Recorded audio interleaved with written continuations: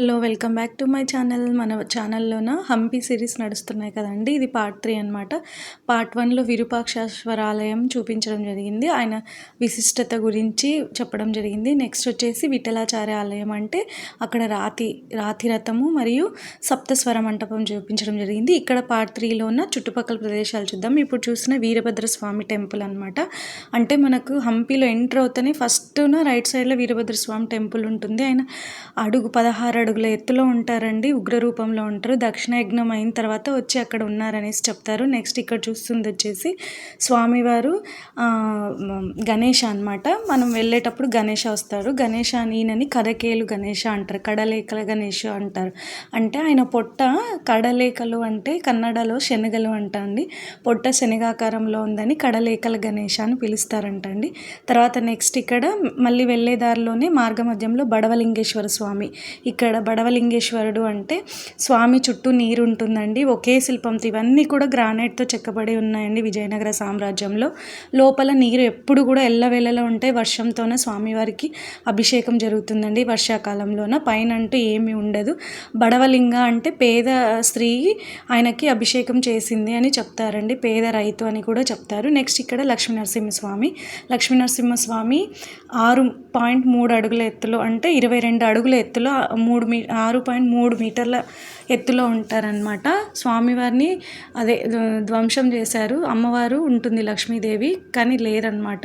ఇంకా నాగులు శ్వేత నాగులు చుట్టలు చుట్టుకొని ఆయన మీద కూర్చున్నట్టు విగ్రహం అనేది చూపిస్తుంది. నెక్స్ట్ ప్లేస్ వచ్చేసి మేము కమలాపురం మీద నుంచి వెళ్ళామన్నమాట. కమలాపురం దగ్గరలోనే లోటస్ మహల్ మరియు ఎలిఫెంట్ స్టెబుల్. నెక్స్ట్ ఇట్లా లోపలికి వెళ్ళే కొద్దీ చాలా ఉన్నాయండి. మేము నేను చూపిస్తున్నాను. ఇది వచ్చేసి లోటస్ మహల్ అనమాట. లోటస్ మహల్ అంటే ఫస్ట్ ఇది వచ్చేసి ఎలిఫెంట్ స్టేబుల్ అంటే అప్పట్లోన విజయనగర సామ్రాజ్య రాజులు అంటేనే హార్సెస్, ఎలిఫెంట్స్ చాలా ఉంటాయి కదండి. వాటిని ఇక్కడ పెట్టేవాళ్ళు అని చెప్తారండి. ఇదంతా కూడా లోపల ఇది చాలా అంటే చాలా బాగుంటుంది. అందరూ చూడాల్సిన ప్లేసెసే అనమాట. ఇప్పుడు ఎందుకు చెప్తున్నానంటే హాలిడేస్ వస్తాయి కదా, వెళ్తారు అనేసి చెప్తున్నా. ఇక్కడ చూస్తే ఇక్కడ నుంచి లోపల త్రీ ఇవన్నీ కూడా కమలాపురంకి దగ్గరగా ఉంటాయి అన్నమాట. చూసుకొని వెళ్ళండి. ఇది ఇక్కడ వచ్చేసి రంగస్వామి టెంపుల్ అనమాట. ఇక్కడ మేము ఈయనని కవర్ చేసుకున్నాము. అక్కడ ఎలిఫెంట్స్ దగ్గర నుంచి ఇలా వచ్చేస్తే రంగస్వామి టెంపుల్ ఉంటుంది. నెక్స్ట్ లోపలికి వెళ్తే లోటస్ మహల్ వస్తుంది. అంటే రాణివారు రహస్య గది అని చెప్పవచ్చు. అంటే అక్కడికి ఓన్లీ రాజుగారు మాత్రమే వెళ్ళేవాళ్ళంట లోటస్ మహల్కి. లోటస్ మహల్ అని ఎందుకంటారంటే 2 అంతస్తులతో చూడడానికి పైనుంచి లోటస్ లాగా కనిపిస్తుందండి. అలా చెక్కబడి ఉన్నాయి అప్పట్లోనే, చూడండి. ఇంకా నేను ఇక్కడ మిస్ అయ్యాను అనమాట. మహానవమి దిబ్బ ఇలాగా. ఇంకా వాచ్ టవర్స్ కూడా ఇక్కడ ఉంటాయి. పైనుంచి చూస్తే వాచ్ టవర్స్ టైమింగ్స్ అనేవి కానీ అక్కడ పైన నుంచి నిలబడి చూస్తే ఇక్కడ కనిపిస్తుంది మీకు. అక్కడ పైనుంచి చూస్తే ఎవరు వస్తున్నారు ఏంటి అనేది కూడా చెక్ చేసుకునే వాళ్ళంట అప్పట్లోన. నెక్స్ట్ ఇక్కడ వచ్చేసి ఏమంటారు, రాణివారి బేస్ మఠం ఇక్కడ ఉంది చూడండి. దీని మీద ఏంటంటే పైన కట్టినవన్నీ కొట్లాటలు యుద్ధం జరిగినప్పుడు వెళ్ళిపోయాయి అనమాట. బేస్మెంట్ ఆఫ్ ప్యాలెస్ క్వీన్ యొక్క మందిరము పైనదంతా గొడవల్లోన కూలిపోవడం జరిగింది. కానీ బేస్మెంట్ మాత్రం అలాగే ఉండిపోయిందండి. ఇవన్నీ కూడా ఇట్లా లోపలికి వెళ్తే చాలా వస్తాయన్నమాట.